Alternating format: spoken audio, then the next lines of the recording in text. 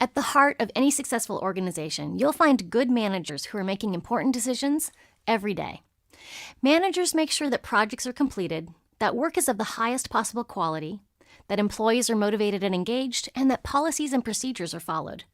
In fact, managers do so many things that management is more a series of key skill sets rather than one specific role. Good management is the use of key skills and practices, correctly applied at the right time, to help the organization reach its highest potential. The good news is that management skills can be learned and improved. Throughout this course, we'll explore specific strategies for honing your management skills. While there's a range of key management skills and practices, they fall into mainly three areas: managing performance, managing people, and managing the business. Within each of these areas are specific competencies. Throughout the course, we'll delve into each of the competencies, and I'll cover strategies you can use to improve your effectiveness as a manager. It's important to understand that management has come a long way since its initial roots. Management was conceived during the Industrial Revolution, when factories necessitated organizing the work of large groups of people. Early management theories focused on controlling workers. There was an assumption that people inherently resisted work and needed to be prodded or even forced to do a good job. Management occurred by using power over workers through structures like hierarchy, bureaucracy, and punishments to create productivity. But we've come a long way since the 1800s, and over time, management has evolved. The efforts of the labor movement and key legal decisions certainly have done a lot to humanize the workplace, making it safer for people both physically and emotionally. And our economies have changed. The age of information and technology has radically transformed what work is and how it's accomplished. And globalization has redefined where we access our customers, suppliers, and even employees. Many organizations also discovered that how they treated their employees had an impact. Companies who treated their employees well saw higher productivity, reduced turnover, and even less sick time, which translated to huge cost savings. In addition, they discovered that happy employees treat customers better and are more creative, leading to product innovations. This has been driven home by the modern generations of workers, especially Generation X and Millennials, who have come to expect more from their jobs than just a paycheck. They vote with their feet, making the costs of recruitment and retention of good workers a high priority, even during economic slumps. Now, I don't want to imply that autocratic management is a thing of the past. You can still find it being used, especially by older managers and leaders. But you'll find that organizations that are thriving are doing so because they've embraced the latest revolution in management, which is to focus on motivating and engaging employees and customers alike. There are several key areas of management that have shifted over the years. One area is how decisions get made and implemented. Organizations are moving away from hierarchy based on authority and power, and instead tapping into the wisdom and expertise of people at all levels of the organization. This yields better decisions and increases engagement. Another area is how activities are coordinated across the organization. Instead of using bureaucracy and rigid roles, organizations are moving to more agile and nimble models that allow them to make changes quickly.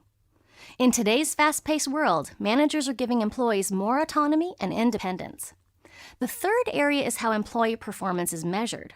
Rather than focusing on narrow markers of achievement, organizations are focusing more on competencies that support a wide range of successful outcomes.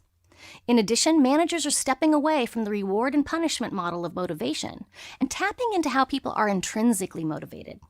This yields increased productivity and engagement. What does this all mean for you? Well, it means that your success can be enhanced by learning and implementing modern management strategies. Knowing how to better manage performance, people, and the business will pay off for you in numerous ways. As you become known as a great manager, you'll also reap direct benefits in your career as you're tapped for future opportunities in leadership. Throughout your day, you're probably going back and forth between managing and leading. In today's modern organizations, leadership and management are closely intertwined because almost all people who manage others in projects or functions also have to provide leadership to their people in the organization. Let's explore the important distinctions between them. The primary goal of leadership is to produce change and growth.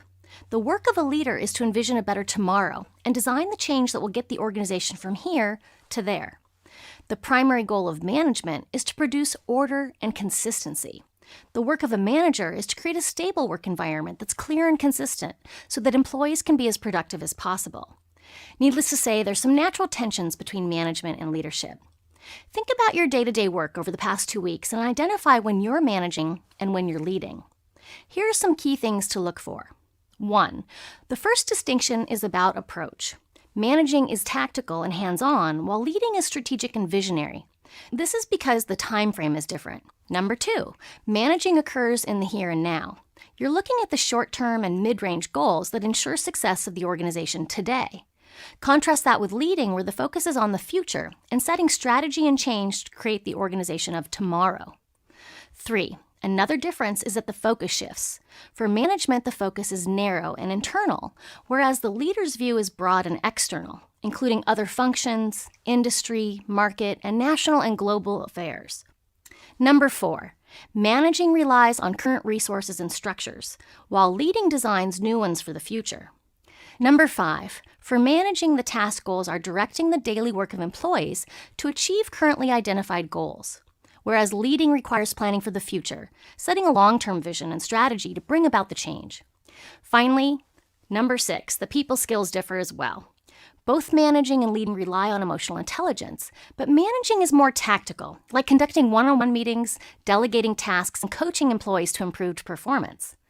Leading is about building the culture to maximize engagement, inspiring various stakeholders with a compelling vision, fostering collaboration, and cultivating the next generation of leaders. All of this is in service to achieving the future potential of the organization by maximizing the most important asset, its talented people. As a manager, you'll play a few different roles. As I go through the 5 primary roles, think about how you play them over the course of your work week. The first is producer. You must produce the desired results and achieve the organization's goals through projects and tasks. Second is administrator. You must administer systems, policies, and procedures so that the organization runs efficiently. Third is innovator. In order to enact change that serves the organization's future, you'll need to be creative and innovate new ideas or solutions. Fourth is mediator. Not only will you need to help your employees work through conflict, you'll also mediate any tensions between the employees' needs and the organization's. And fifth is culture builder. You must build a work environment and culture that values its members and supports the organization's goals. Each role requires different skill sets, and you may be better at some than others. You want to play to your strengths and develop the areas in which you still need to grow. Also, think about how you can utilize the strengths of your people to balance you. It also happens that these roles can actually be in conflict with each other. For example, administering a policy might actually limit innovation, or enacting change might threaten the current culture. Part of being a manager is knowing how to balance these roles, and also when to prioritize one over another. This can be confusing, because there's actually 2 primary perspectives to consider. One is the employee's perspective, which focuses on the experience of the people under the manager. This is the one we're all most familiar with, because we've all been under a manager at some point in our careers. The other is the organization's perspective, which focuses on the effective completion of work that drives the organization's success. Every manager must find a way to live at the intersection of these 2 different and sometimes competing perspectives. Let's take a deeper look. I'm going to start with the organization's perspective because it really does come first. Everyone is employed to help the organization accomplish its goals. It's also true that the organization's perspective is what has driven management styles since the 1800s. The organization's perspective includes several key questions like, are the assigned projects and tasks completed? Does the work get completed on time and within the allotted budget? Is the level of work quality sufficient to accomplish the goals? Is the organization protected from lawsuits by compliance with state and federal laws and regulations? Does any innovation occur that enhances the organization's success? Does the manager hire and develop employees who make positive contributions to the organization over time? From this list, it becomes obvious that from the organization's perspective, key management skills include project management, time management, resource management, communication, decision-making, people skills, and performance management. Now let's switch to the employee's perspective. The people who report to a manager have several key questions like, are my tasks and responsibilities made clear? Am I given the training, guidance, and resources to complete the tasks? Are my skill sets effectively used, and am I given opportunities to grow? Am I treated fairly and with respect? Can I see that my contributions make a difference, and are they measured accurately? And is my worth accurately assessed and valued? Is there a clear career path for me to advance and grow? And from the employee's perspective, key management skills include communication, people skills, performance management, training and coaching, and fairness or ethics. There is overlap. The employee interaction is in service of the organization's goals, and the organization provides meaningful work and fair compensation to the employee. To be a successful manager, you'll need to find a way to artfully navigate the inherent tensions and opportunities that live between the needs of your employees and the goals of your organization.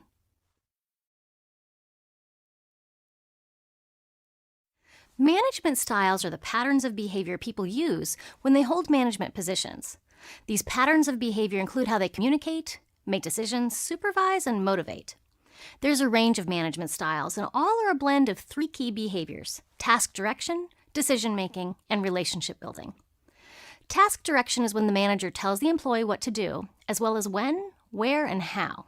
This may involve teaching and training, as well as directives and instructions. Decision-making is the extent to which the manager involves employees in the decision-making process. This exists on a continuum. At one end, employees have no involvement at all, and at the other end, the manager delegates decision-making completely to the employees. Relationship building is how the manager forms a relationship with each employee, as well as creates the work environment or culture for the team as a whole. It includes coaching, motivating and engaging employees, open communication, and respect. Let me walk through the most common management styles. I've coined the first style, the director. This manager wants to be in charge, so controls all aspects of decision-making.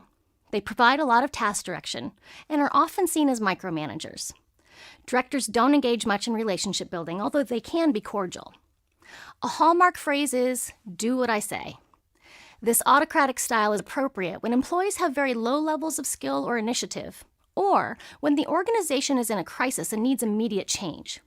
However, the director ultimately does harm to the organization because employees are not motivated and don't get opportunities to develop.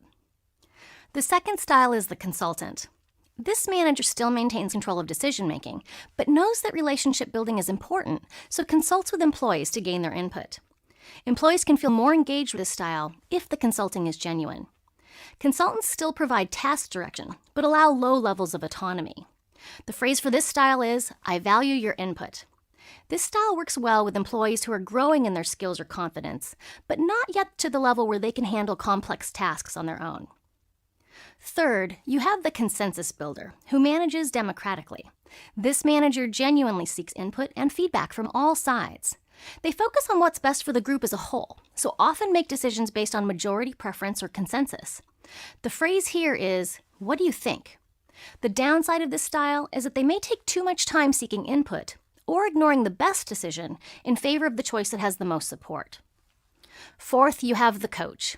This manager focuses on creating a highly productive and motivated staff. They provide both training as well as encouragement to grow.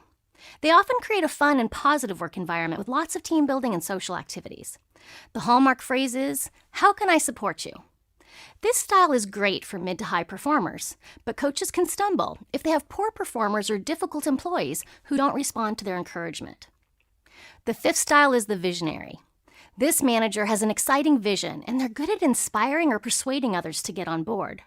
Often, they're great at strategic thinking, but not so good with tactical skills. This manager is exemplified by the phrase, "follow me." To thrive under this style, employees need to be independent because they have to figure out the day-to-day work for themselves. The delegator is the sixth style. This manager uses a very hands-off or laissez-faire approach to management. They turn over almost complete control to their team, stepping in only when necessary. This style only works well with high-performing employees. The phrase here is, "you've got this." Delegators have to remember that while they may be able to hand over task performance and decision-making, they must continue to build relationships. The last style is called the narcissist, and it's actually the most harmful style, with very few redeeming qualities. The narcissist maintains control by providing a lot of task direction and no decision-making. They engage in relationship building, but only to garner favors or support, abruptly dropping people when it no longer suits their needs. This person is very self-centered, but they can still be likable, often even charming. But they rule with an iron fist, using punishments from firing to petty retaliations to keep people in line. People under them are in fear, so they cannot speak up or seek help. Often, once this person leaves or is let go, a whole series of shocking information comes to the surface. To know if you have this most toxic kind of boss, look for high turnover or a boss that takes all the credit for their team's successes and blames their team for any failures. As you review these styles, think about which styles you've experienced as an employee. What impact did the styles have on your productivity, motivation, and loyalty to the organization? Also, consider which style is most like you. We all tend to have a favorite or a natural style that we use the most. So which style should you choose? Well, it all depends on your situation. With the exception of the narcissist, all of the styles can be useful in certain contexts. While no one individual style is good or bad, a management style can be a good or poor fit for the situation, which determines its effectiveness. Let's start with your natural style of management. Which of the styles is most like you? If you're not sure, ask friends and colleagues for their feedback. It's important to know which style you default to, because that's what you're likely to do under stress. Ultimately, your natural style may be the fit for some of your employees, and they will thrive under you. But if you want your entire team to thrive, you must be willing to become versed in all of the styles. It's the manager's responsibility to be the chameleon and change your style to suit the situation. By picking the best style for the situation, you'll maximize the productivity and engagement of your people. To determine which style to use, first assess the skills and attitudes of each of your employees. Consider their job description and identify the skills or competencies they need to be successful. Rate their current competence in those skills. Also look at their attitudes. Are they enthusiastic and motivated, cautious or nervous, or even disengaged and bored? Look at how they get along as a group. Are they cohesive and friendly, or is there a lot of tension or conflict? Now, you apply combinations of task direction, relationship building, and decision making to bring out their best. With employees who are new or unskilled, use high amounts of task direction and relationship building. This will help them learn what they need to do the job, as well as start building a positive connection between you. You'd want to use the director and consultant styles. Over time, as you see evidence that your employees are becoming more skilled and confident, you'll throttle back on task direction as needed and maintain relationship building. Also now add some decision making to push their growth and development. Now, you don't just hand over a big decision to them, but first start involving them in discussions about decision-making. Begin by seeking their input and sharing what you're doing and why. As they get the hang of it, then you can let them make some low-risk decisions. This is when you might want to use the consensus builder and coach styles. Continue to build relationships as you push their skill development with more and more opportunities for decision-making. Once your employees are highly skilled, you can delegate a lot of things to them. At this point, you're providing very little task direction, and even then it's rare. You're also giving them a lot of autonomy with decision-making, increasing the complexity of projects to keep them challenged and engaged. You can also dial down the relationship building, as you should have a strong foundation of trust and respect to stand on. However, be careful that you don't stop relationship building altogether. Even your top performers still need encouragement and acknowledgement. You'll find that the visionary and delegator styles work well for you here.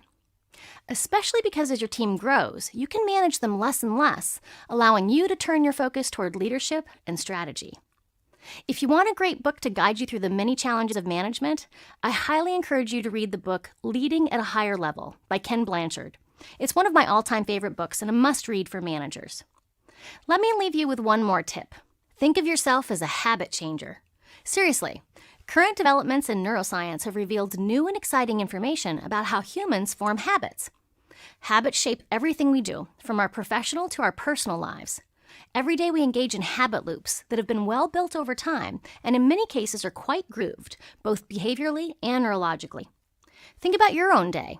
Habit is behind your commute to the office, how you behave in meetings, and even how you answer your phone. When we do behaviors over and over again, they become grooved and even develop thicker neurological pathways. In fact, research has shown that it takes about 40 repetitions of a behavior before it becomes grooved as a habit, and 66 shows measurable thickening of the pathways. What does this have to do with management? Well, first, as a manager, you have your own habits. Your default management style is one of them. It's well grooved. If you want to help yourself become better at the other styles, you have to practice them so they become habits too. In addition, managing people is largely about helping them form new habits or better ones. As you give them task direction or opportunities to make decisions, you're actually helping them develop new habits for working. Effective managers are patient and allow people time to learn and grow, knowing that after about 40 repetitions of any new behavior, habits get formed. So play with the 6 styles, using them based on what's the best fit for the situation. You may even use one style with one employee and a different style with another. Ultimately, your goal is to bring out the best in your people, and the right choice of management style is how you accomplish this.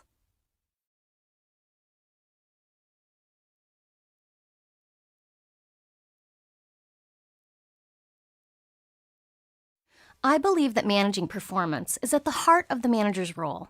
So I've put this section first because it will frame the rest of the material in this course. We're first going to explore what performance management is, and then I'll share some strategies you can use with your employees. Performance management is the entire series of practices, policies, and procedures that guide and support an employee's successful completion of their work. Ultimately, you're managing people and completing work that's necessary to your organization's success. All of this is done within the structure of the performance management process you use. And I'm not just talking about the software or system you use for completing annual reviews, although that's certainly part of it. This means that effective performance management includes and aligns many different aspects, such as the organization's goals and objectives, the organizational values and culture, job descriptions, competencies, assessment of employee performance, process for developing and motivating employees, compensation like salary and bonuses, and making employment decisions such as promotion and termination. Ideally, all these elements should align to create a cohesive system that's clear to all involved. And it should provide you, the manager, with clear strategies and practices to use during your interactions with your employees, from one-on-one discussions to project meetings to formal annual reviews. No matter your organization's size or industry, today's work environment is dramatically different than it was a few years ago. More work straddles multiple departments or customer bases.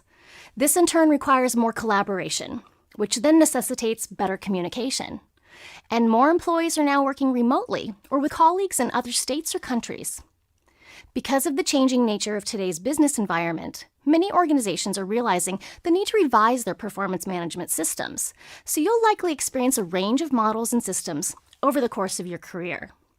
As a manager, you'll need to utilize the current system in place at your organization, but I think it's always a good idea for you to stay informed about best practices in performance management, because it can guide how you implement your organization's system or even how you advocate for needed change. Some of my favorite sources of information are the Human Resources Leadership Council, the Society for Human Resource Management, Harvard Business Review, and Burson by Deloitte. To be an effective manager, I recommend that you use the following strategies. First, become informed about your organization's process for performance management, and do so as early as you can. If they offer training, attend it right away. Many managers wait until they must complete an annual review, but that's actually 12 months too late. Performance management is something you should be doing every week with all of your employees.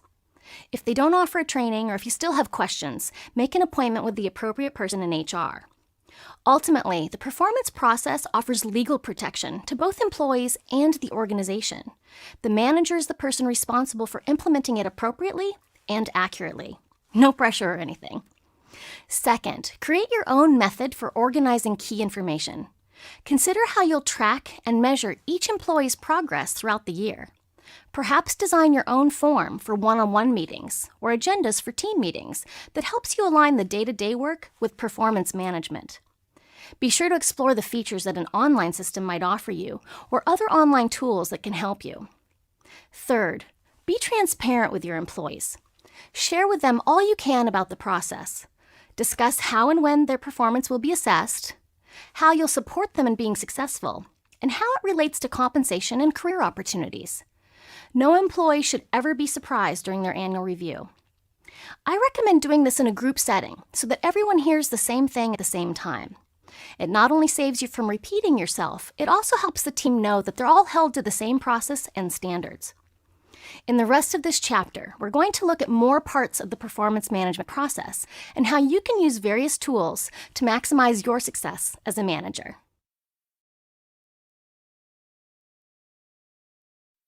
True or false, your role as someone's manager starts their first day of work.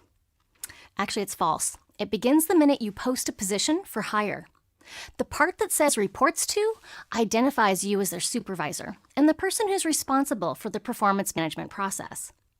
The job description outlines important aspects of their duties and responsibilities, and usually includes other key elements of the performance process, such as expected qualifications and compensation. And it's likely that you'll ultimately participate in interviewing the top candidates, assessing their skills and abilities, which will lead to a hiring decision and a formal offer of employment. Hiring and onboarding your employees is the beginning of your professional relationship, and you want to start off strong. Let's look at how. First, make sure you use best practices in hiring. Ultimately, you want to hire the right person for the job, someone who has the skills to be successful and will grow from the opportunity. The hiring process should be designed to help you assess key aspects of each candidate's competence, as well as how they'll contribute to the daily work environment of your team.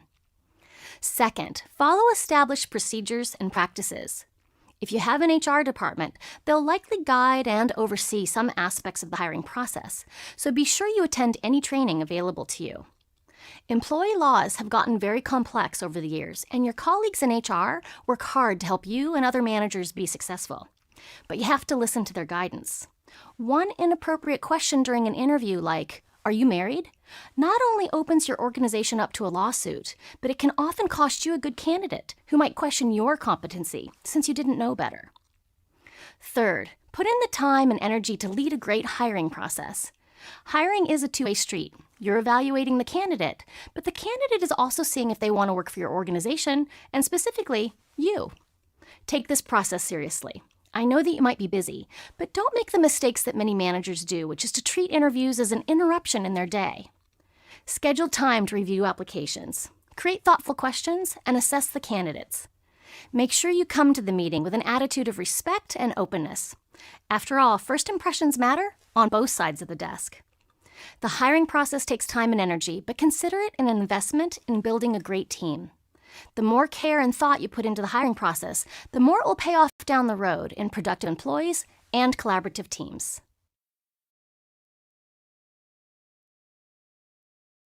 Now let's turn our focus to onboarding.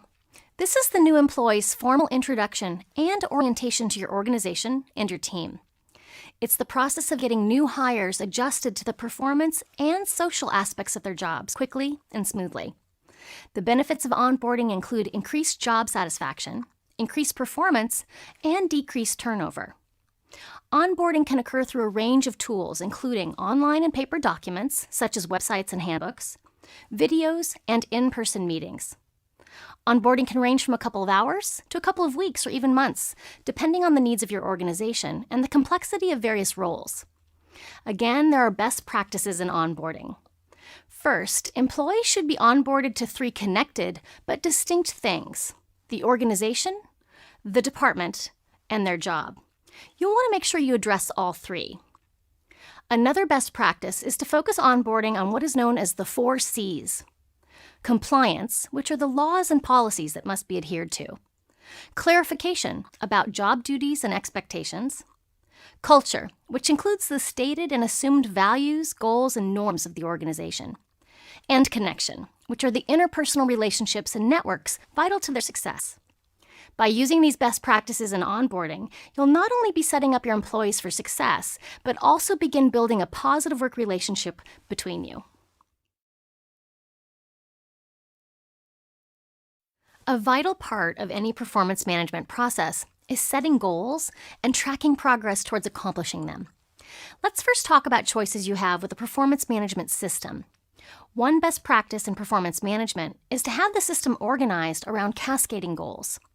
At the top, they begin with the organization's goals or objectives and then waterfall down to the department goals, followed by team and employee goals. This allows each person's individual task performance and each team's performance to be measured against how it contributes to the organization's success. Another option is to have two tracks, one that focuses on task performance and one that focuses on career or professional development. Task performance is about the actions, behaviors, and competencies needed to complete the task goals set for the year. These are directly tied to the employee's current position and job description. And they're not just to-do lists either. They can include key people skills like communication and collaboration, as well as other competencies needed to do their job effectively. These discussions tie directly to the annual review process. Career and professional development is about helping the employee move up to other positions or opportunities in the future. This may include preparing the person for management roles or helping them develop new skills that position them for parallel careers.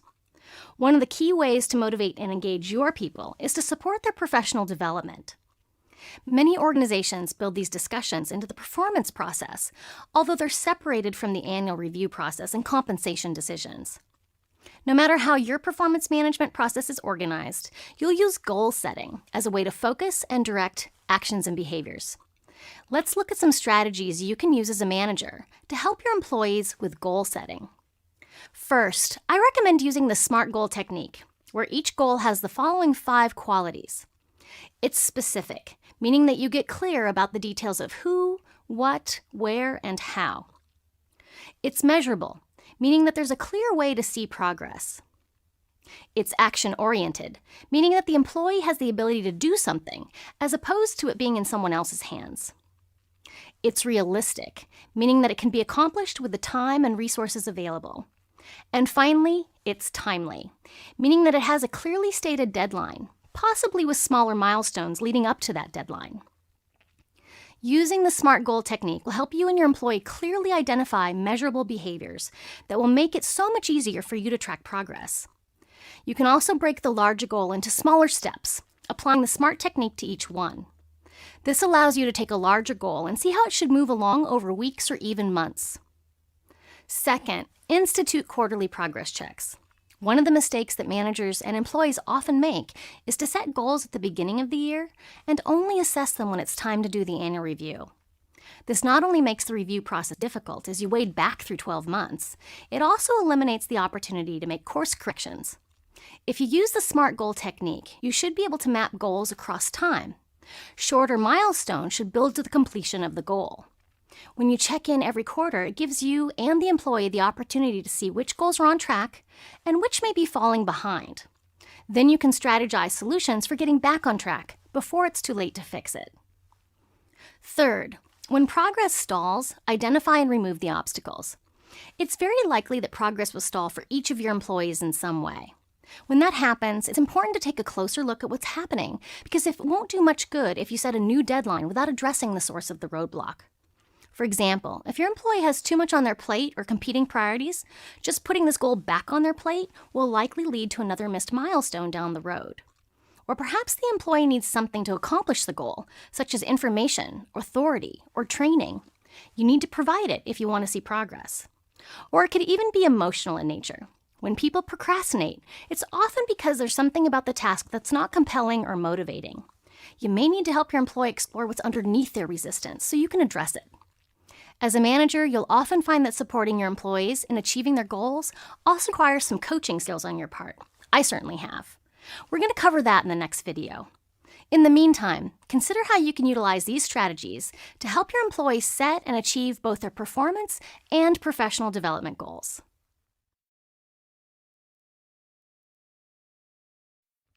As a manager, I have found that coaching is one of my primary tools for helping employees be at their best. However, there's a lot of confusion about what employee coaching is and how it works. That's because there's actually different styles of coaching and different types of coaching conversations that you can use in a professional setting. So let's clear that up. Coaching has evolved from 2 important but very different fields, and this essentially creates 2 primary styles of coaching. The first is skill coaching, where the coach's expertise is in the skill and they teach that skill to another person. This mode evolved from athletic coaching, where the coach is someone who has extensive experience with a skill, say baseball or swimming, and then coaches another on how to improve that skill. It's a model based on teaching, observation, and offering advice, tips, and strategies. It's intentionally directive, and it's what we naturally default to as managers. The benefits of skill coaching is that it's often faster and easier to direct people, and it offers the manager a lot of control about how work is completed. The second style is clarity coaching. The coach's expertise is in the clarity process, and they facilitate the other person in accessing their own answers. This mode evolved from the field of life coaching, where the coach is trained in formal coaching skills. The coach facilitates the other person in becoming clear about an issue and uses powerful questions to help them tap into their own knowledge and expertise. The coach then supports the person's progress with action plans and accountability.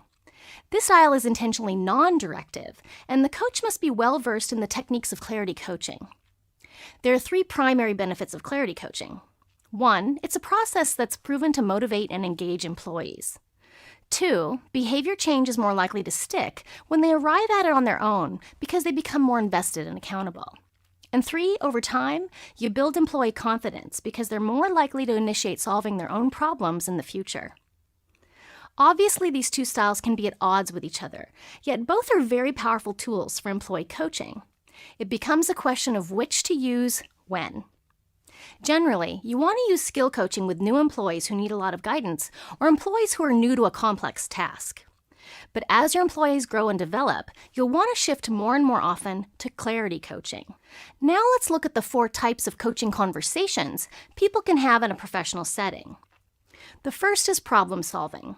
This is when the employees have hit a roadblock with a project or situation, and they need help thinking through the issue and possible solutions.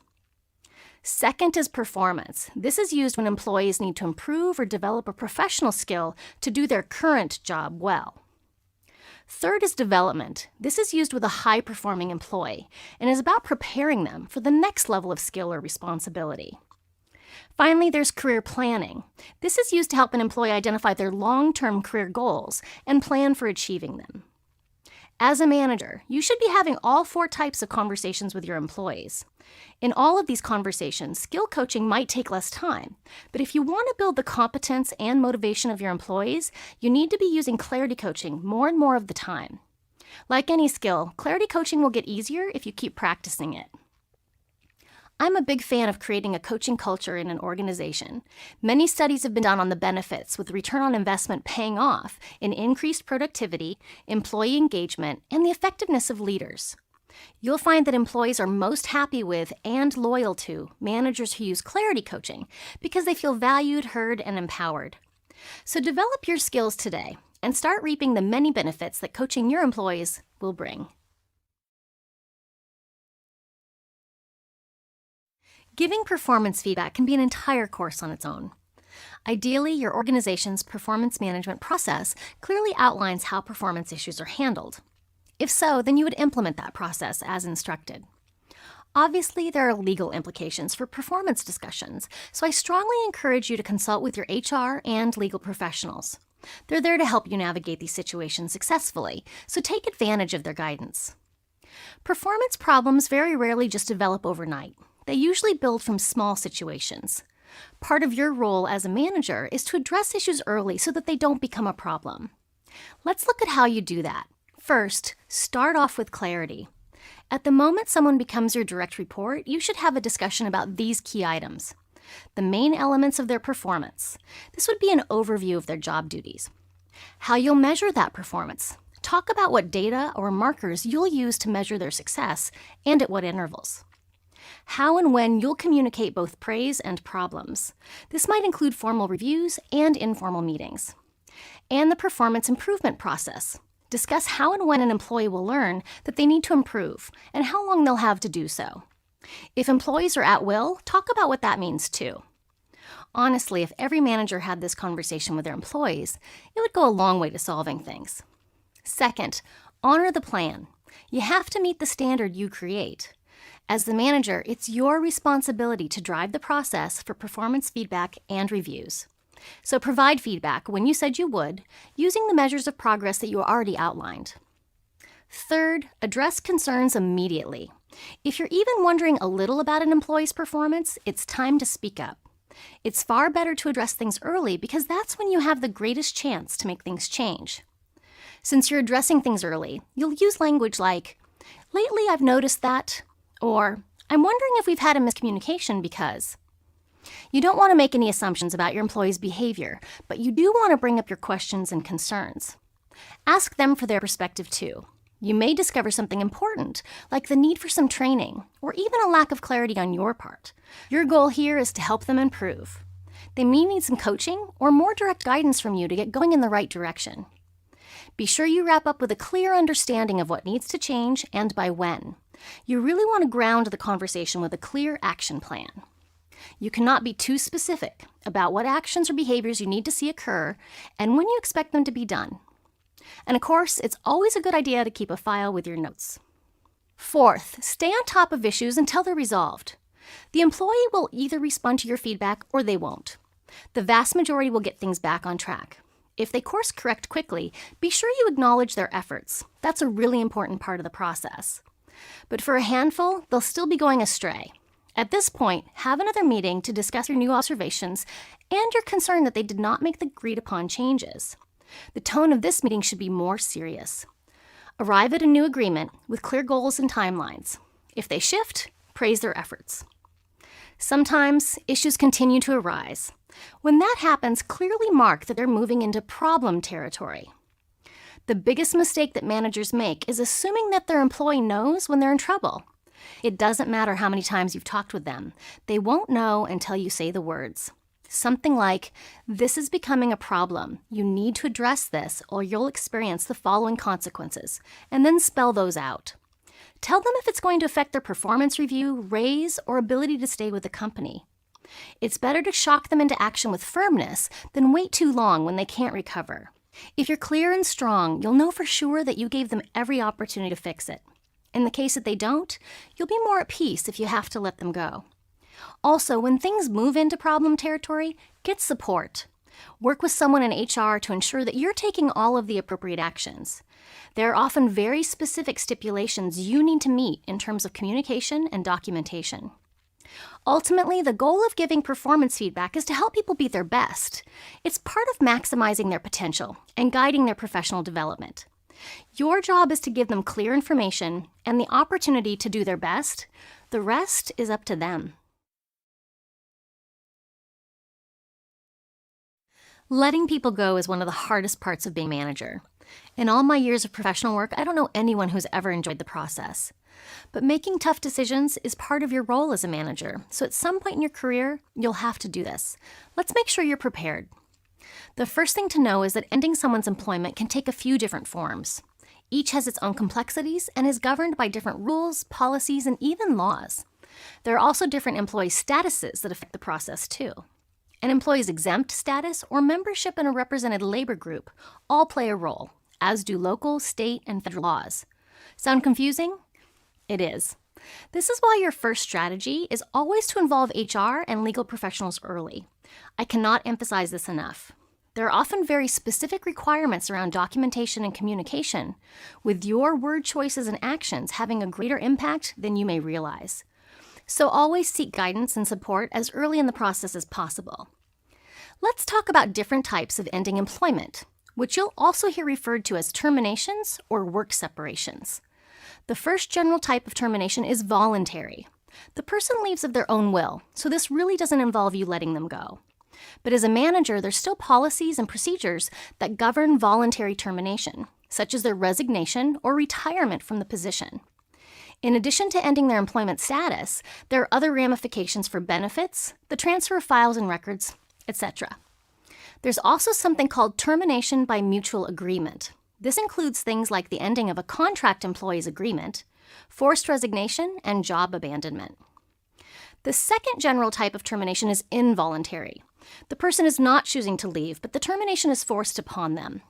Again, there can be many different reasons. Some common examples include layoffs, where positions are eliminated in order to reduce the size of the workforce. This is also known as termination without prejudice because it was not a function of the employee's performance. In this case, employees are eligible to be rehired in the future. Being fired is where the employee is being let go for a specific reason, usually related to performance or some egregious violation of ethical or legal policies. This is also known as termination with prejudice or termination for cause, and the person is not eligible for rehire. And then you have situations where the employee was wrongfully terminated because the manager and/or the organization violated laws or policies governing work separation. These can often lead to expensive lawsuits. Finally, the third type of termination is due to death. Obviously, this doesn't neatly fit into either of the previous categories, so legally it has its own and is governed by laws, policies, and procedures that involve the survivors and beneficiaries of the deceased employee. If you're feeling overwhelmed at this point, it's normal. I do too. Labor laws are complex and also ever-changing. As a manager, you're not expected to know and remember all the details, but you are expected to know that terminating employees has important and legal ramifications for both the interests of the employee and the organization. You're in the middle, and that's why you don't want to take any action without the guidance and support of HR and legal professionals. Luckily, they're well-versed in all the current information and can not only guide you, but may actually lead and conduct aspects of the process as well. Ultimately, when an employee is terminated, you will be involved in some way. Often there's a face-to-face meeting that occurs that you will at least participate in, if not lead. While it may be challenging, you can prepare yourself by taking these simple steps. First, be prepared. Review the process and be clear about what you need to do and say. Take notes and ask questions. It's your responsibility to make sure that you know what you're doing.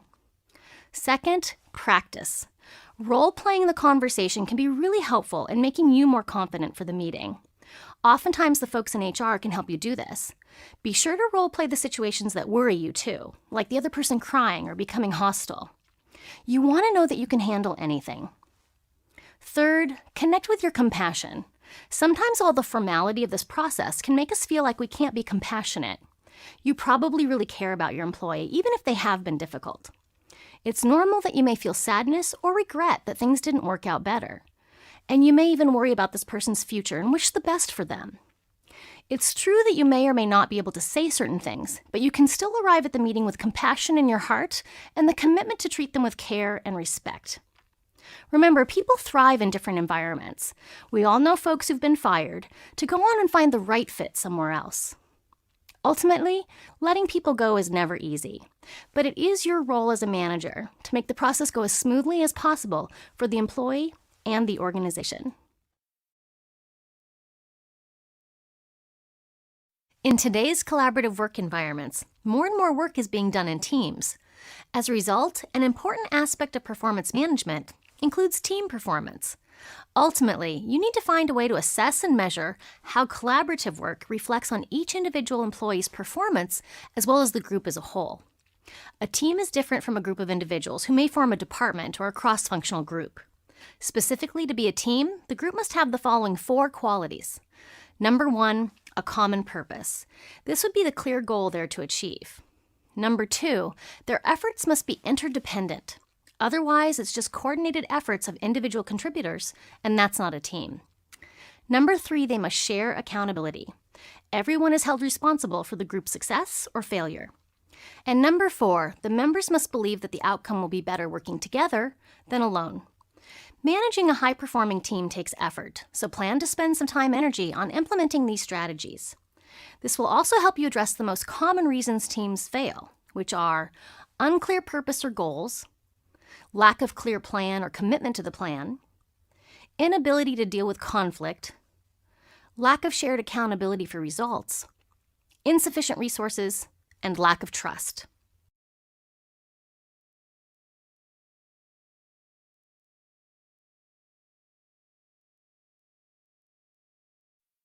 So you've been promoted to manager. Congratulations! This is a great opportunity. And if you're like most people, you're simultaneously excited and nervous. I know I was. We've all experienced bad bosses, and I'm sure you want to do a good job and be someone your employees trust and respect. In fact, that should be your goal, to build a relationship with them based on trust and respect. In this chapter, we'll cover ways you can do that. But first, let's talk about how you transition from being a peer to a manager.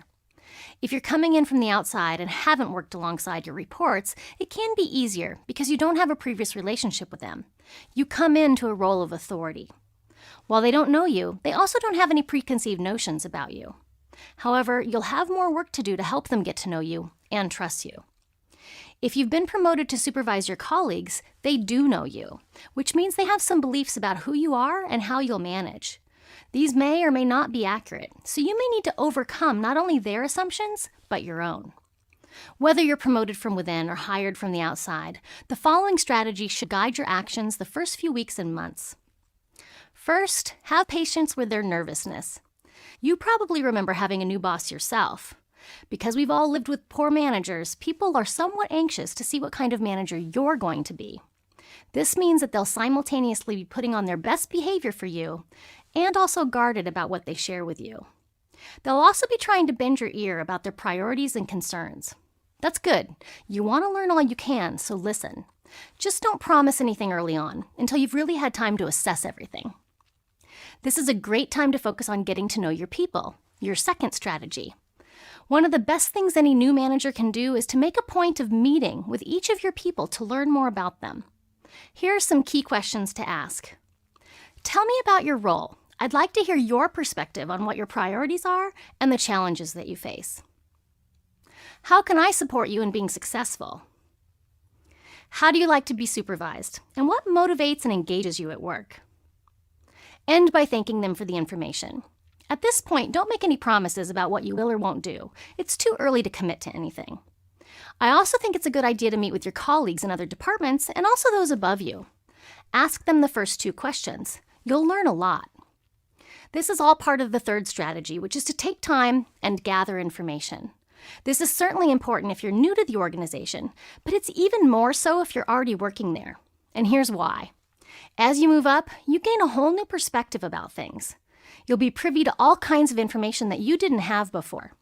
You'll learn more about the people above you, the organization's goals and challenges, as well as confidential information about the budget and personnel files. Trust me, when you move up, it's a whole new world. So you want to take time to learn all that you can before you make any big decisions or implement new ideas. While you may be brimming with them, it's in your best interest to slow down and thoroughly explore the real lay of the land. Fourth, be transparent with your values and philosophy. While you may be waiting to design and implement changes, you can use this time to share your values and management philosophy. This is how you start building trust and establishing your integrity. Your employers are nervous, and they want and need to know who you're going to be. Fifth, take time to craft your overall strategy. Once you've gathered information, you want to think about how you can address and resolve some of the challenges while also maximizing strengths and opportunities. And this all needs to work within the structures and resources you have. By crafting your overall plan, it will help you map out how you'll make changes over time. In addition, it will be the North Star that will guide your decision-making in all kinds of situations. Finally, pace yourself. I know you may be chomping at the bit to get started, but if you rush too quickly, you may accidentally damage the relationships you're trying to build. Your effectiveness as a manager is completely dependent on your ability to build positive working relationships with people all over your organization. So focus on that first, and the rest will follow.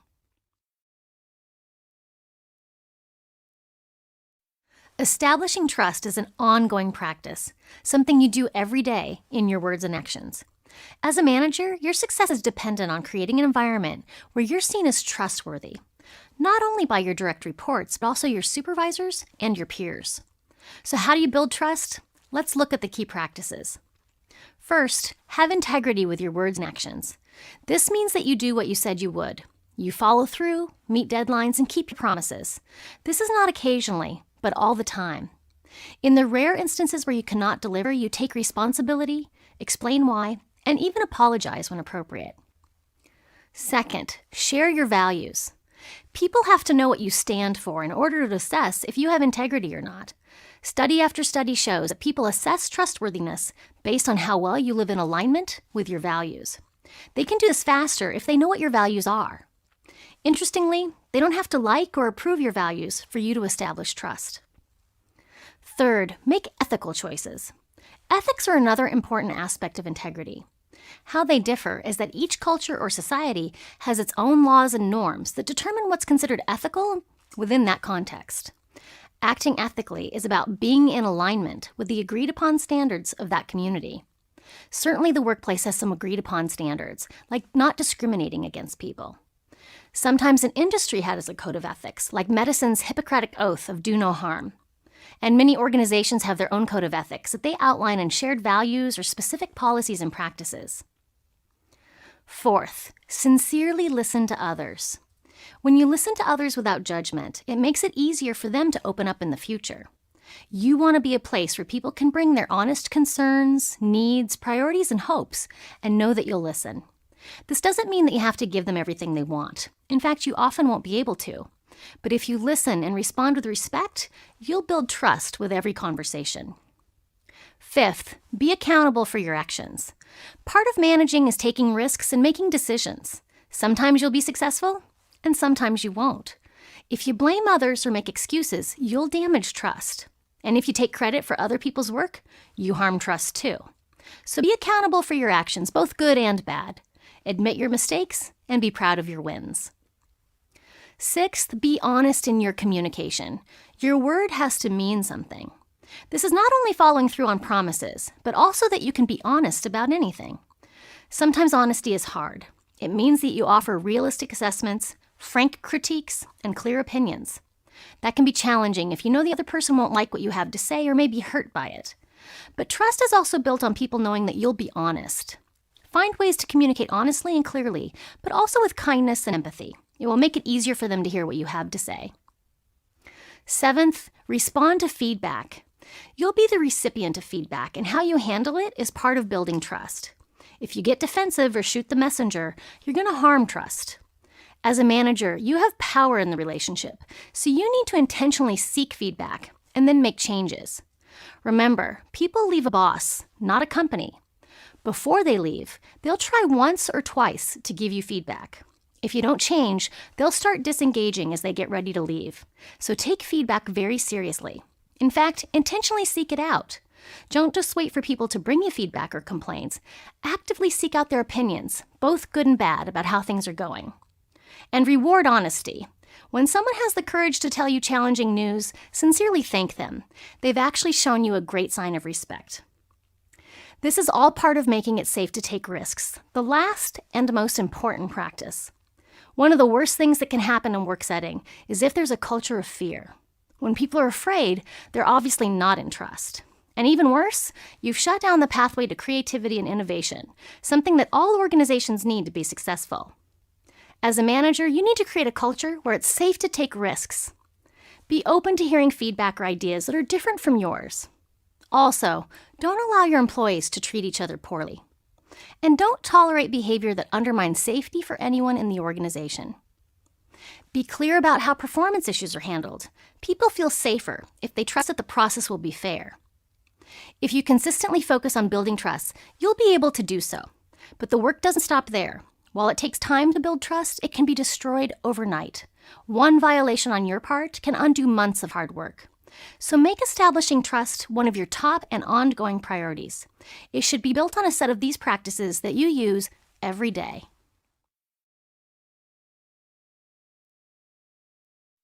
As a manager, you have a responsibility to build others up. Obviously, there's a business case for doing so.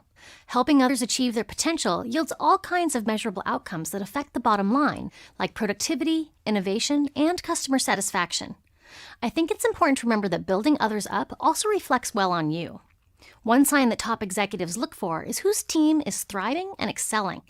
They know that this indicates a manager that has high potential for future opportunities.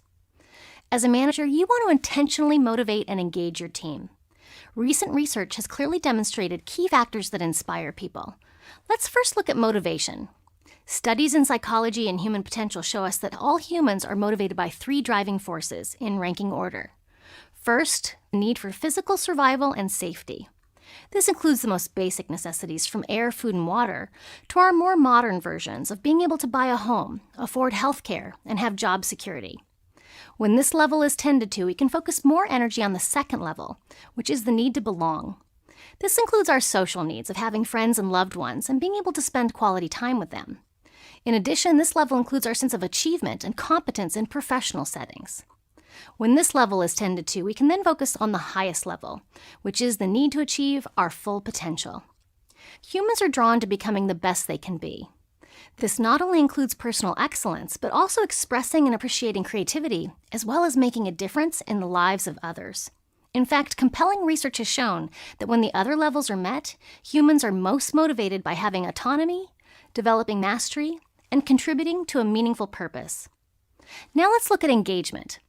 Engagement is the level of positive attachment employees feel toward their job and organization, which serves as a profound motivator for productivity and growth. Studies show that the top causes of employee disengagement are feeling invisible because efforts are not measured or recognized. The job or workplace is not as expected. There's little to no feedback or coaching, and there's no access to professional development. They're overworked and stressed out. And there's a lack of trust or confidence in the senior leaders. So engaging employees obviously involves tending to these issues. It's not just a one-shot deal. It's how they're treated on a daily basis. This includes hiring people into the right positions, making sure job descriptions match real work expectations, providing training and development, and having a performance management process that accurately measures contributions.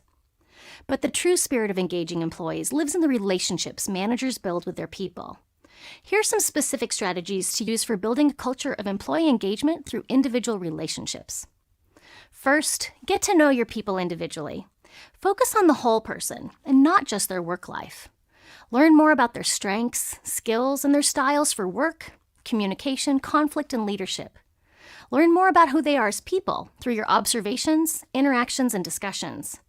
Consider what you know about their values, experiences, needs, and priorities. Second, use your one-on-one meetings to not only discuss performance, but actively support their professional development plans. Make sure that their interests and ultimate career goals are a regular part of your check-ins. Regularly provide coaching and training to enhance their skills, and keep an eye out for relevant opportunities like being assigned to a project or committee.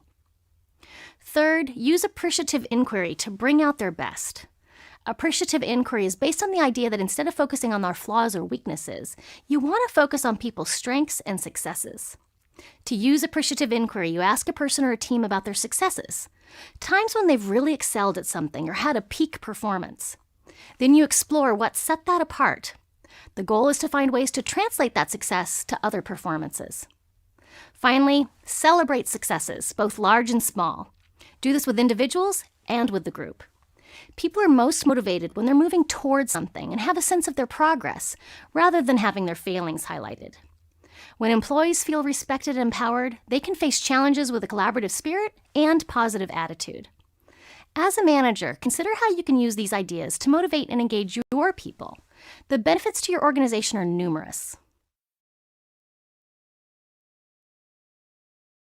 To be successful as a manager, you must learn the art of delegating. And it really is an art, because when done right, it requires some thoughtful analysis and intentional choices on your part. Delegation is a very important interaction that lies at the intersection of three things: the delegator, you; the delegate, the person you're handing a task to; and the organization that the interaction is housed within. Delegation is the process of asking another person to do a task while still maintaining responsibility for that task. It can range from giving someone a simple everyday task to appointing someone as the leader of a complex project. Appointments can be short-term, from minutes to a couple of weeks, or long-term, from a few weeks to months. But delegation is not just about handing off tasks. It's actually a great opportunity to further motivate and engage your employees by creating opportunities for their professional development. As the manager, you're in the role of the delegator, and you're instrumental in making the process go smoothly. Most people think that there's only one phase. You ask the employee to do a task, and they do it. But actually, successful delegation is more complex than that, and requires you to be savvy with both project management as well as people skills. When I consult with organizations, I teach my 4-phase model of delegation. The 4 phases are the evaluation, handover, support, and debrief. The phases are linear, meaning that you need to complete one before you go on to the next. The first phase is called evaluation. In this phase, you assess aspects of the organization, your workload, and your employees. This will help you determine what can and should be delegated, and to whom various projects should be given. The goal here is to match up your employees' strengths and opportunities for growth with a project that will help them further develop. Unfortunately, evaluation is the phase that most managers skip because they feel pressed for time. This can set up a pattern where managers try to do too many things themselves, and then when the workload gets to be too much, dump tasks on others at the last minute. This not only affects the success of the tasks being done well, but can also harm the relationship between the manager and employees. So take the time to do this phase, because it will set you and your team up for success. The second phase is called the handover. In this phase, the focus is to communicate clear expectations about the goals of the tasks, resources that will be provided, and the timeline. You also determine how much autonomy you're going to give them. A crucial part of this phase is determining and communicating how much freedom you're assigning. Did you know that there's actually 8 levels of autonomy? These levels cover who gathers the information, who makes the decision, and who takes the action. By far and away, the biggest source of problems in delegation is lack of clarity about which level of autonomy is being given. The third phase is called support. In this phase, you deliver any resources or support promised in phase 2. This includes granting access to authority, providing resources, and coaching your employee as needed. Delivering what you promised builds trust and respect with your employees, and again, contributes to the successful completion of the task. During the support phase, you also monitor the progress of the employee and the ways you agreed upon during the handover. The final phase in the delegation process is called the debrief. This phase occurs once the task is completed, thus ending the delegation. You and the employee meet to discuss the outcome of the task, as well as the process of delegation. You discuss things like what issues arose, lessons learned, and ideas for improving for the future. As you delegate more proficiently, your team will become more effective and efficient in completing tasks. You also gain the benefit of moving some things off your plate, which frees you up to focus time and energy on the projects that require your knowledge and experience. Micromanagement is actually what happens when delegation goes badly, and it's usually due to one of 3 causes. The first cause is an incomplete evaluation. As I mentioned earlier, the evaluation phase is the phase that most people skip because they're often delegating under pressure. They're in a hurry to offload something during a stressful time, and that never ends well.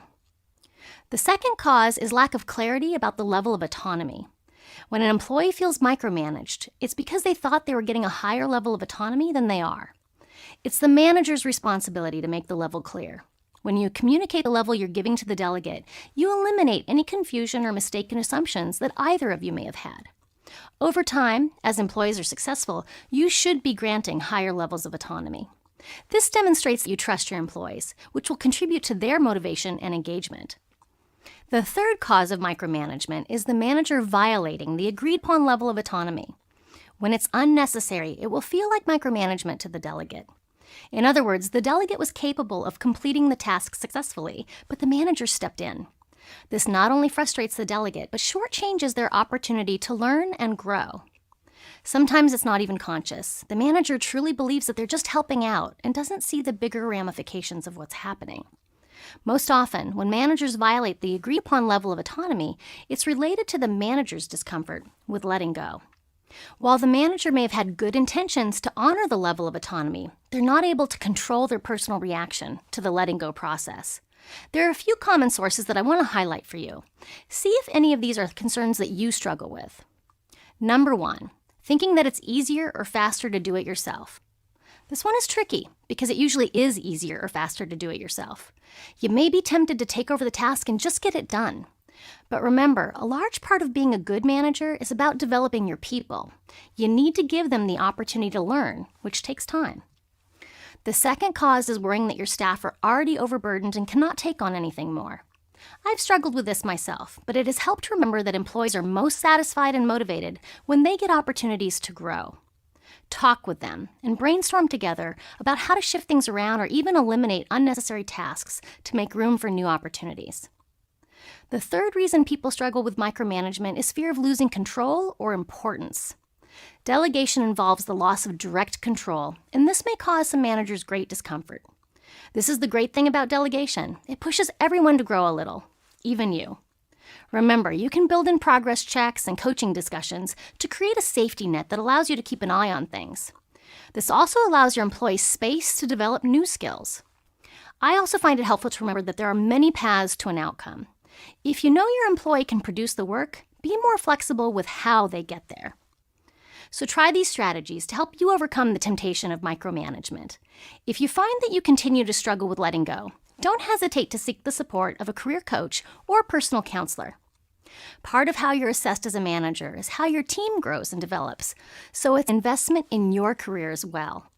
Remember that the growth of your team depends on your ability to let them try. How do you feel about conflict? It's interesting, but a lot of people think that conflict is a bad thing, something to be avoided or de-escalated as quickly as possible. But conflict is actually a natural byproduct of both group development and diversity. Much of conflict is healthy and contributes to the growth of the individual and the organization. As a manager, you'll find that dealing with conflict is a normal part of your responsibilities. One model that's very helpful to know is Tuckman's 5 stages of group development. Tuckman did research on groups, and his findings have stood the test of time. This model is still taught in today's business schools. The first stage is called forming. This is the time when the members are introduced to the group and they get acquainted. The second stage is called storming because it's when conflict arises. The group is sorting out their differences as they try to organize their goals and ideas. The third stage is called norming, and this is when group cohesion gets established. Members find effective ways to share ideas and suggestions. Performing is the fourth stage, and the group achieves interdependence. Members are self-directed and productive. Groups can hang out in this fourth stage for quite a while, but eventually they move into the last stage, adjourning. This is when the project or group is wrapped up. Members finish up the task, organize reports and documents, and they celebrate their successes. As a manager, you need to expect conflict and be comfortable handling it. The goal is to know the difference between healthy conflict and toxic conflict that can do harm. You can identify toxic conflict by the following. People openly use insulting or demeaning words and actions, like name-calling, shaming, and sneering. Or people sabotage or undermine the efforts of another, usually behind their back. Both of these methods are destructive. They not only kill trust, but they also undermine the efforts and goals of the group and organization. You should have a zero-tolerance policy for these kinds of conflict behaviors. However, toxic conflict is actually rare and only shows up when people cannot resolve their differences through more open and healthy means. To this end, you want to create an environment where healthy conflict can be embraced. Here's some great questions to ask. Can you identify what the source of the conflict is for you? What are your needs, concerns, and goals in this situation? Are there any hidden agendas, vested interests, or emotional attachments at play? How would you summarize the other person's perspective? Where are your places of agreement, and can you build on those? And identify some possible solutions that would close the gap between your differences. Remember, the goal is not to prevent conflict, but embrace it as a way to help your group grow and thrive. So let's talk about meetings. It's important to remember that meetings are still part of the bigger picture of how you manage people, projects, and performance. So they should align with your philosophy and style of management. Consider meetings as the time and place where you motivate and engage people with opportunities for autonomy, mastery, and purpose. Let's get into some specific considerations and strategies for leading productive meetings. I call these the 4 Ps of great meetings. First, get clear about the purpose. It's important to know what you hope to achieve. By getting clear on the outcome, you'll avoid scheduling unnecessary meetings. Meetings take a lot of forms, from one-on-one discussions to team project meetings to presentations for large groups of people. The form should always support the purpose. Consider these questions to help you get clear about the purpose. Is this session interactive or involve one-way communication? Is the goal to disseminate information to a group of people or have people share information with each other? Do you need to work together to identify the source of a problem and brainstorm solutions? Will you be engaging in decision-making? And do you need to gain commitment for a course of action? Next, choose the people. Obviously, invite the people that need to be there to accomplish the purpose. Not everyone needs to be in every meeting, so be thoughtful about who you invite. In order to prepare, you'll want to think about these issues. Will the participants know each other? What are their personalities? Are they likely to be competitive or collaborative? What will distract them? And what will they need to know in order to fully participate? Third, prepare for the meeting. As the person who called the meeting, you're responsible for getting everything ready. This includes several pieces. Pick the best day, time, and place that's most conducive to accomplishing your goal. Next, create an agenda. It allows you to outline what the meeting will cover and how information will flow. It's best to use action verbs like approve and decide. If people will be leading or speaking at various parts of the agenda, indicate their names. And if you're worried about staying on time, you can even indicate how many minutes are allotted. If your meeting is part of an ongoing series, build in a small portion of time to discuss past items and future items, but leave the majority of time for the current issues at hand. Also, it's a good idea to think about the workload of the meeting. Open the meeting with something light to get everyone settled and warmed up.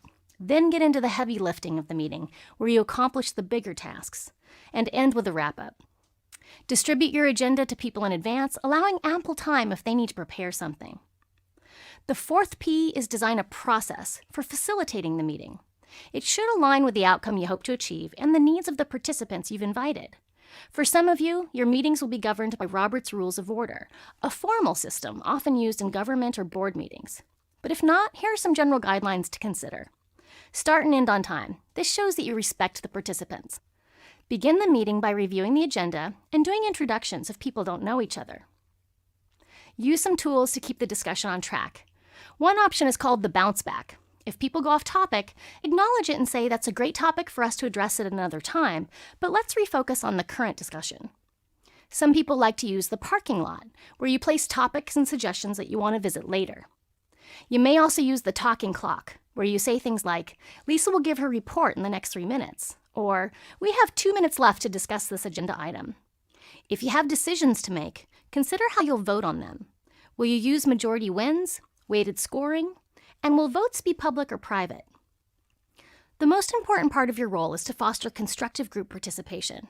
Consider how you can get people engaged in the process. Ask open-ended questions like the ones from the clarity coaching model we discussed in an earlier video. Throughout the meeting, summarize main points and identify action steps of who will do what and by when. Conclude the meeting by having a closing round for comments. And follow up by sending out notes or minutes directly to members or posting online in an appropriate place. Meetings are a necessary part of the work world, but by using the 4 Ps, purpose, people, preparation, and process, you can create meetings that are both productive and engaging. Let's take a look at some of the key traits of each generation. Generational dynamics play out every day, and as a manager, it will serve you to know more. A generation is a society-wide peer group who collectively possess shared values, attitudes, worldviews, and even behaviors. Generations are shaped by a series of forces like family life, education, media, and world events. Generations occur in every country and culture, but are unique to that cultural context. Let me issue a warning about generational research. It's broad brushstrokes about a group of people, but not necessarily true about each individual in that generation. I want you to take this all with a very large grain of salt. Ultimately, managing the generations is really a continuation of our earlier conversations. You want to find ways to motivate and engage your people in meaningful ways. To do this, use the following strategies. First, understand and appreciate generational differences and strengths. Second, focus on engaging each individual. While knowing trends can be helpful, it can also lead to inaccurate assumptions. Get to know your people and what matters to them. Third, be flexible. Generation is only one aspect of your people's identities. Their values, cultures, and life experiences also play key roles. There's no one way of managing that works in every setting, so embrace all that diversity brings. Fourth, tend to natural tensions. As you learn about generational differences, you can see where conflict may arise. This will help you know how and when to smooth out potential miscommunications or misunderstandings. Finally, harness and maximize strengths by providing training and coaching. If you focus on helping each person maximize their potential, you'll naturally bring out the best in everyone. Also, consider how you can create mentoring partnerships so that your people use their own strengths to help each other grow. Managing millennials is a hot topic in today's organizations. Millennials are the largest generation, and as they move through their life, they're changing all of the major institutions. A lot of research has been done on millennials, more than any previous generation. This is both a good thing and a bad thing. All of this attention has certainly helped us learn more about the different generations, which is useful as we shift to models of management based on engaging and motivating people. But it also brings a false sense of attention to natural workplace dynamics. For example, is it a millennial thing to want work flexibility? Or is that more a function of chronological age and life stage? And sure, millennials have been shaped by technology and the internet, but is that really much different than when the phone replaced letter writing or cars replaced horses? Today, millennials make up 25% of the workplace, and this will continue to expand. The front edge are approaching mid-career, while the back end of the cohort is entering high school. However, millennials are known for many positive traits, including their optimism, the ability to multitask, and their focus on achieving goals. They were raised on technology and can easily learn new devices and social media outlets. Because of the power of the internet, they have a global worldview and a commitment to equality. They also care deeply about making a difference and serving their communities. We will also see more and more millennials step into leadership roles. In fact, they're already there. Millennials hold a quarter to one-half of managerial positions in the US, and many have become entrepreneurs. There are a few famous millennials who are CEOs of today's most successful companies. Millennials differ in their leadership style from boomers and Gen Xers. Millennials set broad and challenging targets related to a meaningful purpose. They prefer flat reporting structures and allow a lot of individual freedom. They build workplaces that are creative and inclusive, and they actively engage and motivate their people. To maximize the contributions that millennials can make to your organization, consider using the following strategies. First, focus on how they can make a difference. Make sure you communicate the meaningful purpose your organization serves and how their role contributes to its success. Second, team millennials up with other bright, creative people. This transcends age. Millennials love working collaboratively and excel in cross-functional relationships. They also enjoy being mentored. Third, give millennials opportunities to visualize the role they could play. They're motivated by having a sense of their potential career path, so you can engage them through professional development opportunities. Fourth, harness their focus on goal achievement. They thrive in outcome-based environments where they can set clear goals and measure progress. Finally, have millennials mentor others on technology, social media, and diversity. They really shine in these areas and can help everyone on your team. If you make the right management choices, millennials will help you maximize a wide range of opportunities that will benefit your organization. When you hear the phrase managing up, what do you think of? It probably depends on your manager. If you have a competent boss who's a good leader, you probably see managing up as a positive way to align with them so that you both achieve more. And if you're under a boss who has some professional or personal dysfunction, you probably see managing up as trying to minimize the impact that dysfunction has on you. No matter which situation you're in, here are some strategies you can use to work the most effectively with your manager. The first strategy is to gather information. You already have a lot of information about your manager that will guide your choices and actions. Think over the past few months and the different kinds of interactions you've had with your boss, like one-on-one meetings and conversations, department or team meetings, emails and phone calls, and documents such as reports and presentations. Next, use this information to determine your manager's priorities. How do they communicate their priorities through words and actions? Where do they focus their time and energy? Think about the position they hold and how it relates to the organization's success. What are their top 5 goals, and how is their success being measured? Also look at the org chart. Who does your boss report to? What do you know about their relationship? Is it positive and supportive or critical and demanding? Make a list of the priorities and pressures your boss is likely dealing with. Given the context and culture they work in, see if you can identify their fears and concerns. All of this gives you the big picture of your boss's work life. Now let's see how yours relates to theirs. Look over your own tasks and priorities. How does your work align with your boss's priorities? Where and how can you contribute to your boss achieving their goals? And how might you be able to support them by alleviating their fears and concerns? You may not be able to solve all these issues, but you certainly don't want to be making them worse. Use their priorities to guide how you determine yours. That way you won't be working at cross purposes. Third, match their communication style. We all process information differently, but it's imperative that you match your communication style to your boss's. You can learn about their style by reviewing how they communicate with you and others. Here are some questions to consider. How often do they communicate? And do they prefer written communication or face-to-face conversations? How does your boss make a decision? Do they follow a linear, step-by-step process focusing on what's logical? Or do they take a more values-based approach that takes into account how people might feel? What kind of data does your boss prefer? Do they like data that's verifiable facts and concrete details? Or do they prefer data that's conceptual and theoretical? The goal here is to match your boss's communication style and give them information that matches their preferences for data and decision-making. Also consider things like how they communicate in one-on-one settings through email and at meetings. This is not likely to change, so consider how you can ask questions or use additional sources of information to give you what you need to be successful in your work. Fourth, consider how your boss garners power. Garnering power is how we navigate the often unpredictable landscapes of our workplaces. All of us garner power in some way. Some of us do it through building relationships based on trust and respect. Others garner power by controlling the flow of information or holding on to decision-making power. Your goal here is to make sure that you're not inadvertently threatening your boss's power. Fifth, seek help if you're seriously concerned. If you feel that your boss's behavior is doing harm to your organization, you need to speak up. It's always a good idea to broach the subject first with your boss, expressing your concerns as clearly as you can. If they don't respond, then you may need to take further action.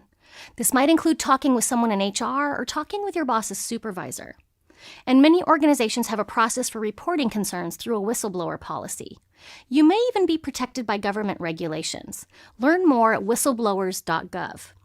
Your focus should be what is in the best interest of your organization. Finally, and most importantly, be someone your boss can count on. Ultimately, to manage up effectively, you need to establish trust with your boss. Have integrity with your words and actions. Step up with solutions, not just problems, and support their success in all that you do. As you build trust, your boss will be more likely to seek your input and consider you for other opportunities. It will also create an environment where they're more likely to hear constructive feedback from you and respect your needs and requests. Managing up takes time, but in the long run, it will benefit not only your current professional role, but your career as well. With today's technology, it's likely that you have employees working remotely. Nearly 2/3 of U.S. companies give employees workplace flexibility. This can range from the colleague who works from home a few days per year to the employee who permanently lives and works in another geographic location. You may even lead virtual teams with members spread around the globe. A lot of wonderful tools make this all possible. File sharing and cloud-based tools make it easy for people to work on projects and documents together without actually being together. Email, instant messaging, and video calls have turned our phones and computers into high-powered communication devices that can cross continents and time zones. While all of this leads to enhanced productivity, it can also lead to some challenges for today's manager. Let's explore some methods you can use for maximizing the benefits while mitigating the risks. Set people up for success with the right technology. Remote employees can only be successful if the technology works. You need to outfit your people with the right tools, including internet access, computers or laptops, and software. Make sure that they have what they need, and develop a schedule for keeping everything up to date. Measure work by deliverables rather than activities. Since it will be harder for you to observe people actually working, you need to shift your focus to the results of their efforts. Focus on outcomes or products. This shift should be addressed in your performance management process in terms of how goals are set and how and when you measure success. Focus on communication and inclusion. One of the pitfalls of remote employees is they can miss a lot of the spontaneous communication that occurs when people gather near the copier or coffee machine. Encourage both the local and remote employees to use tools like instant messaging and video calls to include people in the informal exchanges that occur every day. Also, consider how you can include your remote employees in the culture of the organization. Whenever you have something for the local employees, see how you can create a mirror for your remote people. You can certainly include them in on-site trainings and events by making remote viewing possible. But what about the birthday celebration for a colleague? Consider bringing a laptop so they can attend via video. Or what about the family day at the local zoo?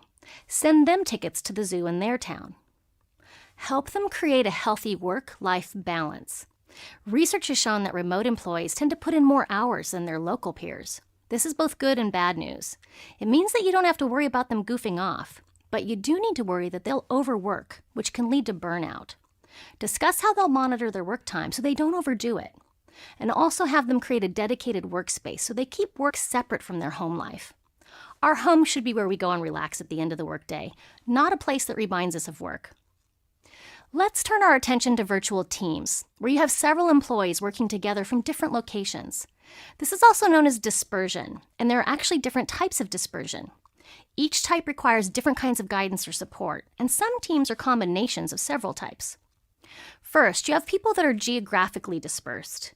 This can be as close as different buildings on a campus to offices scattered around the world. The amount of distance matters, as farther distances make it impossible to just pop by for a face-to-face discussion. Second, you have temporally separated teams, meaning that people are in different time zones. This often means that work cannot occur synchronously, but is always offset by several hours.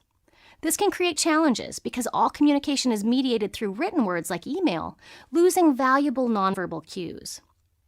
Another level of dispersion is inequality in the configuration. For example, if you have 4 people in one location, working with 2 people in another.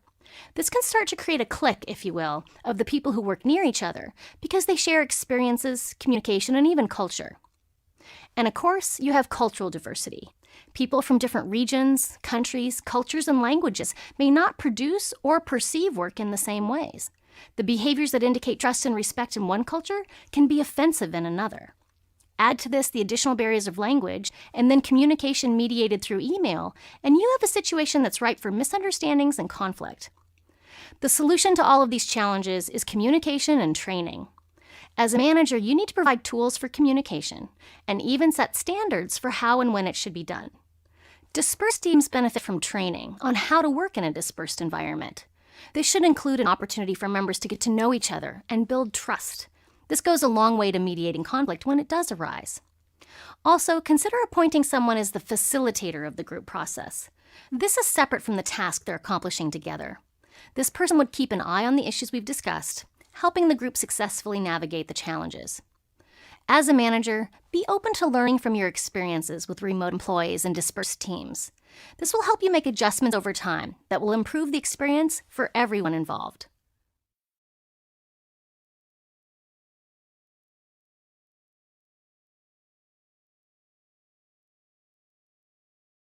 Being a manager means you manage a lot of things. We've already covered all the ways you'll manage people and their performance. Now we're going to look at how you manage the business. This includes making decisions, overseeing projects, complying with key policies and regulations, and also managing the budget. The first place we need to start is how you manage your time. Being a manager is really a juggling act. You must keep a lot of balls in the air at the same time. Your first priority is having a method for managing your time so that you can attend to each of the important things you oversee without exhausting yourself or burning out. I'd like to add the following tips. First, really focus on what is true about you. Managing your time starts with you and how you, and only you, interact with time. This includes when you're at your best for certain types of tasks. For example, my mind is sharpest in the morning from 8 to noon. That's the best time for me to do activities that require a lot of thinking, like writing or designing training sessions. Another thing to consider is how long you can focus without a break, and how long of a break you need before you're fresh again. There are no right answers, but there are the answers that are true for you. Second, explore the different components of time management. People often think that time management is just about clocks and calendars, but it's really about managing all the things that take your time. This means that you need to look at managing your email, scheduling your calendar, and even files, papers, and notes. Third, create a system that supports how you really work. Once you know more about yourself, choose or design a system that supports you. The only criteria is that it helps you be more focused and effective. Finally, and perhaps the most importantly, learn how to say no, or at least not now. A big part of managing your time includes protecting it. All the wonderful intentions and systems will go out the door if you continue to pile things on your already full plate. So one of your key strategies is to control the flow of things that you take on. This can be especially challenging if you have a hard time disappointing people. I encourage you to create your own list and practice them out loud until you get more comfortable saying them. That way, you'll be ready when someone is standing in front of you with a request. Together, all of these strategies will help you be at your best so you can manage others with style and grace.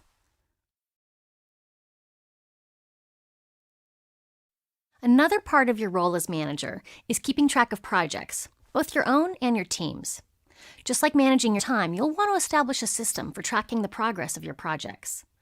Because projects involve a lot of people, use the strategies we've covered in previous chapters about managing team performance, addressing conflict, and having productive meetings. Again, there are a lot of systems and strategies you can choose from, and you'll want to find something that supports how you work and meets the needs of your organization. There are some industry standards that may govern your choices, such as the Scrum model used with software development. And some organizations have invested in certain procedures or systems, thereby determining what you'll be doing. If that's the case, you'll want to get up to speed as quickly as you can. And make sure that your team has the training and support they need to use the system effectively too. Ultimately, project management relies heavily on your ability to plan and organize work.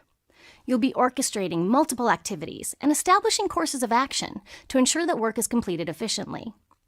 Project management is also a group effort, so you need to find a system that will meet your team's needs and that you can all use correctly and consistently. Here are key things for you to consider. First, how are you tracking your projects? You'll need to quickly and easily identify where any project stands. This includes timing and whether it's on track to meet milestones and deadlines. Second, how will you assess the quality of work? A project completed on time is not really an accomplishment if the work is substandard. How can you assess the quality of work and make necessary adjustments? Third, how do you stay within budget? I'll cover managing budgets in an upcoming video, but part of project management is making sure that your project is completed within its budget. One of the tensions that many managers face with project management is known as the quality triangle. This essentially states that the quality of a project is a function of three things. 1, how big the project is or its scope. 2, how much time you have to complete the project. And 3, the budget you've been given, or the costs of the project, which includes staffing. Also known as the triple constraint, this triangle illustrates that most organizations want their teams to produce stuff that is good, fast, and cheap. The theory of the quality triangle is that you can only get 2 of the 3. If you want it fast and good, it will cost more. If you want it fast and cheap, then the quality will not be as good. Or if you want it cheap and good, then it will take longer. There's an ongoing discussion about the validity of this model between project managers and the leaders of organizations. You may find yourself in the middle of this discussion, so part of project management will require you to not only understand these elements, but communicate effectively about them. And that brings us to communication skills. At the heart of project management is your ability to communicate up and down the organization. You'll need to be able to accurately and quickly share information to those above and below you, often acting as a translator and mediator. As a result, you need to become well-versed in speaking and writing clearly. You'll also need a system for tracking communication, knowing when information has been sent and received, as well as identifying when people are not on the same page. Take the time to learn and hone your project management and communication skills. This will not only set you up for success, but will set you apart from your peers. Another key aspect of managing the business includes understanding your role in the budgetary process. Whether you work for a small business or a large corporation, learning to manage your budget is a vital skill that you'll want to master as early as possible. And here's why. If your team is successful in achieving its goals but always goes over budget, you create financial problems for your organization. But your career will thrive if you're the manager who stays within their budget and even looks for ways to reduce costs and drive efficiencies. Managing the budget means that you authorize expenses in accordance with the budget that was submitted and approved. And you continually monitor the amount of spending to ensure that you do not exceed the budget. To successfully manage your budget, I recommend using the following strategies. First, be informed about financial matters. You want to learn about business budgets in general and your organization in particular. There's some common terms and practices that are widely used, and then there are things that are specific to your situation. For example, there are generally 2 types of budgets for expenses or money that's spent. Capital expenditures are any costs related to the physical space, like rent and electricity, and equipment such as copiers, desks, and computers. These are generally items that are used for more than a year. And the operating budget are the expenses affiliated with the day-to-day running of the organization, such as payroll, supplies, travel, and professional development. Organizations also track income or revenue. This is the money that comes in through sales, grants, and other sources. Revenue is continually analyzed, comparing predicted income to what actually comes in, and adjusting the budget accordingly. This means that in some organizations, budgets are very fluid and can be augmented or cut as the year unfolds, while others are firm and don't adjust at all once they're set. Most organizations have an annual budget that is broken down into quarters and then further into months and sometimes weeks.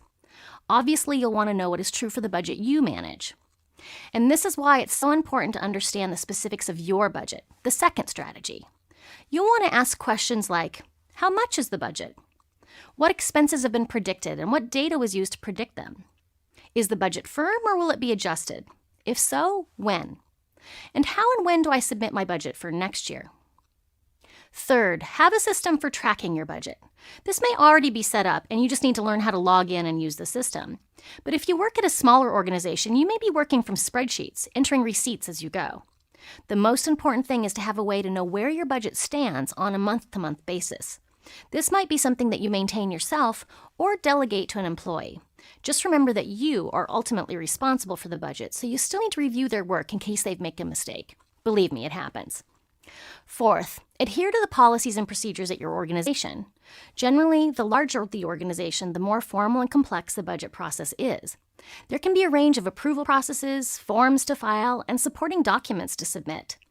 In addition, if your organization works with any public funding, there will be very specific stipulations about how money can be spent. For example, entertainment and travel expenses often have an elaborate pre-approval process that can take weeks. Or you may be required to seek bids from several suppliers through a formal purchasing process. When you manage a budget, it's expected that you adhere to these policies and procedures, whether or not you're provided training. It's assumed that you will seek out the guidance you need to be in compliance. Which brings us to our fifth and perhaps most important strategy. Actively seek out training opportunities. Your organization might offer formal training on the budget process, and if so, you definitely want to take advantage of that. If not, you can also support your own success by asking your supervisor or a colleague in the finance department to walk you through what you need to know. There's some great books on business management, and many community colleges also have business courses available to the public. Managing the budget may seem daunting at first, but these strategies will help you become more comfortable. And you'll reap a side benefit of being a better manager of your own personal funds at home.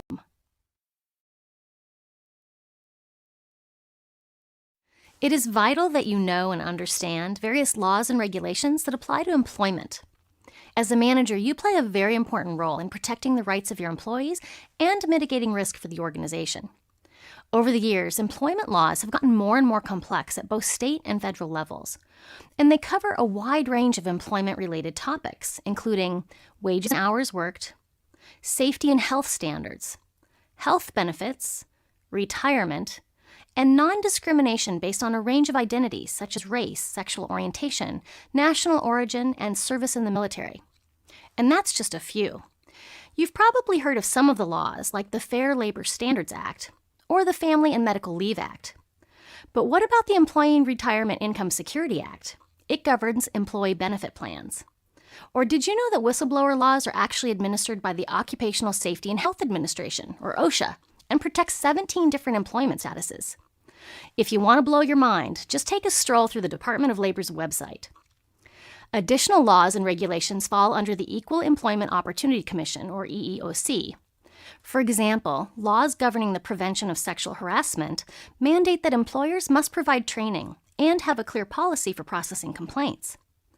And the Americans with Disabilities Act governs all kinds of employment issues, from recruiting to hiring, through training and movement through the organization. If you're feeling overwhelmed at this point, you're normal. It can all be very daunting. Luckily, you're not expected to know all of this on your own.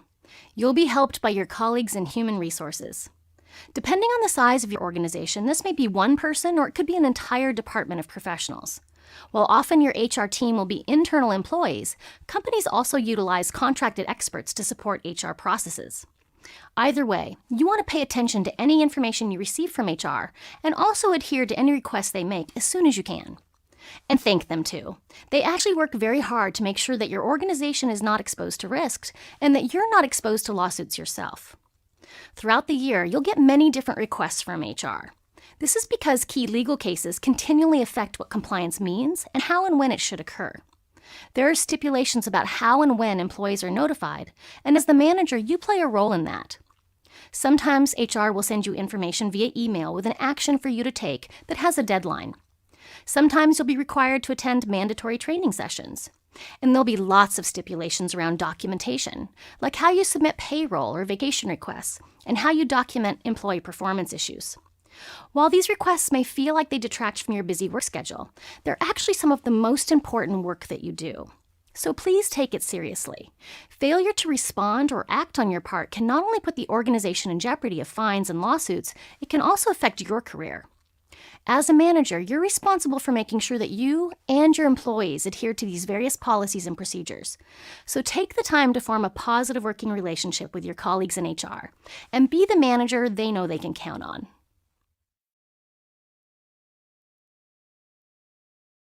Every day, you'll be making business decisions, some of which can have major implications for your organization.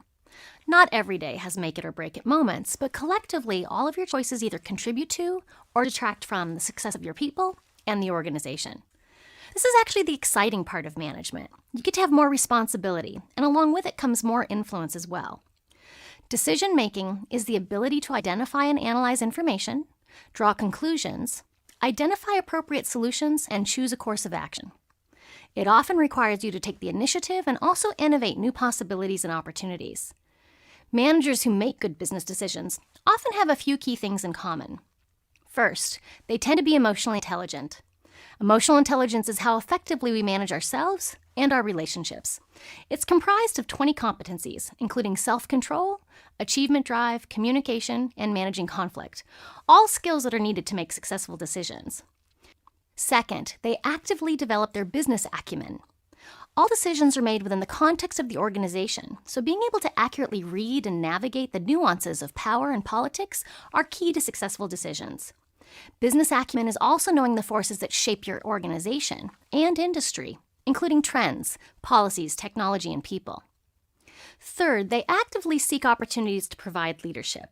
As you learned in the first chapter, management and leadership are two different skill sets. While you can keep your focus on the immediate demands of management, good business decisions often require looking forward. Finally, managers who make good business decisions find the right balance between caution and taking risks. Sometimes good decisions are all about timing. You want to take enough time to gather good information and think through potential consequences, but not so long that you miss important opportunities. Unfortunately, there's no magic formula for how to do this. It's a judgment call that's completely contextual to your organization and the situation at hand. However, if you develop the skills and competencies we've covered in this video, you'll be armed with what you need to be successful. By taking your time to assess the situation and think through potential consequences, you'll set yourself up for success. And by collaborating with others in your organization, you can harness their wisdom and gain their support.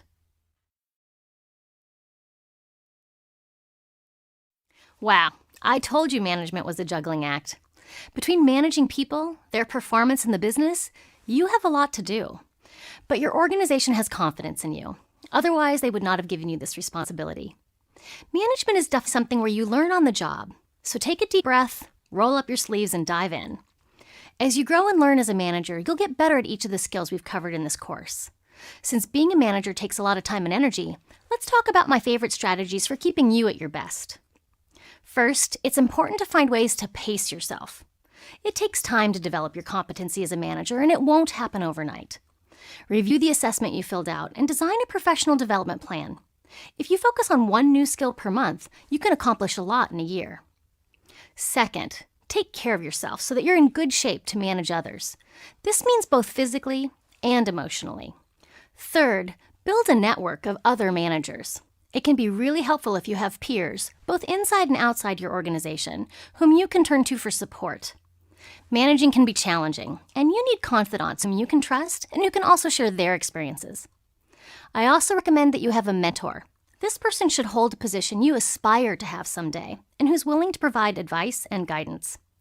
Finally, remember that your people are the ultimate reflection of your skills as a manager. Their successes are yours, so invest in motivating and engaging them and helping them reach their highest potential. This will not only help the organization achieve its goals, but will demonstrate that you're ready for higher levels of opportunity. You've already done a lot of great work by watching this course and using these practices. So keep going, you're on the right track.